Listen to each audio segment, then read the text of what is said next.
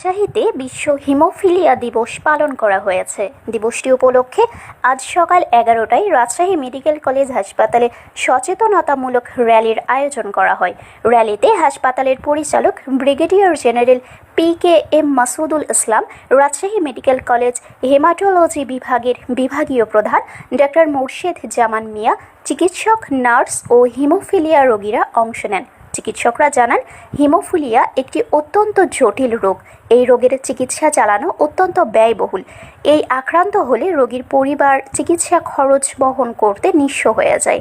এই রোগের বিষয়ে সবাইকে সচেতন হতে হবে। হিমোফিলিয়া দিবস, হিমোফিলিয়া হচ্ছে একটি রক্তক্ষরণ জড়িত রোগ। এটা জন্মগত হয়ে থাকে, অর্থাৎ মায়ের পেট থেকে হওয়ার পর থেকে এদের রক্তক্ষরণ হলে, অর্থাৎ আমরা যেটা বলি নাড়ি কাটা, এই নাড়ি কাটার সময় আমরা বুঝতে পারি যে তাদের রক্তক্ষরণ হচ্ছে এবং বন্ধ হচ্ছে না। এবার নাড়িটা যখন খুলে পড়ে যায় তখনও ব্লিডিং হয় এবং এই বাচ্চাগুলোর কখনোই রক্ত জমাট বাঁধে না।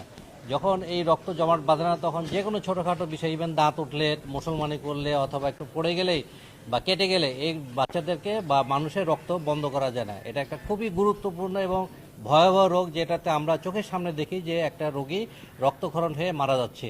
সেই রোগের নাম হচ্ছে হিমোফিলিয়া। এটা দুই ধরনের আছে, ফ্যাক্টর 8 এবং ফ্যাক্টর 9 ডেফিসিয়েন্সি মিলে আছে। তো এই রোগীগুলো সংখ্যা খুব কম হলেও এদের যেহেতু গুরুত্বপূর্ণ, যেহেতু রক্ত বন্ধ করা যায় না, এদের জীবন যে কোনো মুহূর্তের জন্য এন্ডেঞ্জার থাকে। ছোটকাল থেকে তারা একটা বিভীষিকাময় জীবন নিয়ে বসবাস করে। আমরা রাজশাহী মেডিকেল কলেজ হাসপাতালে আমাদের HTC হিমোফিলিয়া ট্রিটমেন্ট সেন্টার আছে এবং এই সেন্টারের মাধ্যমে আমাদের এখানে 424 জন রোগী আছে। এই রোগীগুলো আমরা ওয়ার্ল্ড ফেডারেশন অফ হিমোফিলিয়ার মাধ্যমে তারা রেজিস্টার্ড, কিন্তু এখান থেকে আমরা হাসপাতাল থেকে আমাদের এই রোগীদের জন্য লাইফ টাইম তাদেরকে কিন্তু সবসময় ফ্যাক্টর 8 ইঞ্জেকশন দিয়ে তাদের ফ্যাক্টরকে বাড়িয়ে রাখতে হয়, নইলে রক্তক্ষরণ শুরু হবে।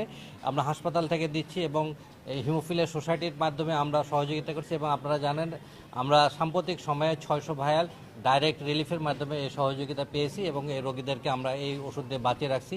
এই জীবন রক্ষাকারী ওষুধটা বাংলাদেশ সরকার পুরোপুরি দিতে পারেন না, কারণ এটা প্রচুর দাম, যার ফলে রোগীরা যে নিজেরা কিনে ব্যবহার করবে এটাও পারে না।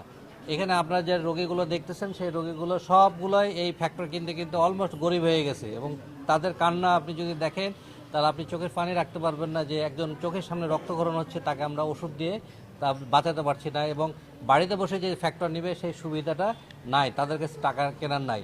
সেই জন্য আমরা রাজশাহী মেডিকেল কলেজ হাসপাতালের পক্ষ থেকে আমরা সর্বোচ্চ চেষ্টা করছি তাদেরকে এই জিনিসগুলো দেওয়ার জন্য এবং তাদের যেগুলো জটিলতা তৈরি হয়, যেমন রক্তক্ষরণে হাত পাগুলো বাগায় যাচ্ছে, পেটের ভিতরে রক্তক্ষরণ হচ্ছে, তারপর হচ্ছে আপনার মাঝে মাঝে এই বাচ্চাগুলো স্ট্রোক করে। তো এই জিনিসগুলো ম্যানেজ করা আমাদের জন্য খুবই কঠিন। যদি সামান্য একটা অপারেশন লাগে তাহলে আমরা কোনো অপারেশন